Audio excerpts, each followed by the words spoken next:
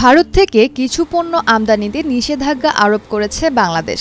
গত ১৩ এপ্রিল এক প্রজ্ঞাপনের মাধ্যমে এই নির্দেশনা জারি করে জাতীয় রাজস্ব বোর্ড এনবিআর।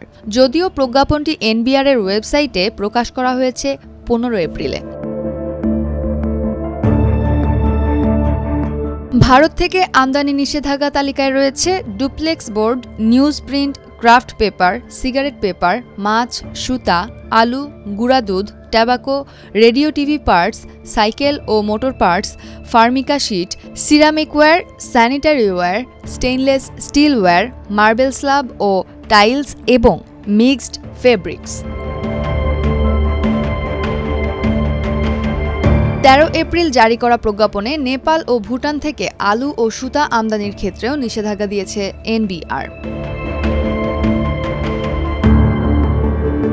প্রজ্ঞাপনে আমদানি নিষেধাজ্ঞার কোনো কারণ উল্লেখ করেনি এনবিআর। তবে বাণিজ্য বিশ্লেষকরা বলছেন, প্রতিবেশী দেশের সঙ্গে রাজনৈতিক টানাপোড়েনের নেতিবাচক প্রভাব পড়ছে বাণিজ্যে।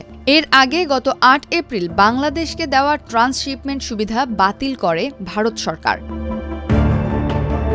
২০২৪ সালের ৫ আগস্ট ছাত্র জনতার গণ অভ্যুত্থানে পতন হয় আওয়ামী লীগ সরকারের। এরপর ক্ষমতাচ্যুত প্রধানমন্ত্রী শেখ হাসিনা ভারতে আশ্রয় নেন বলে একাধিক গণমাধ্যমের প্রতিবেদনে উঠে এসেছে। এর সত্যতা স্বীকার করেছেন ভারতের পররাষ্ট্র মন্ত্রণালয়ের মুখপাত্র।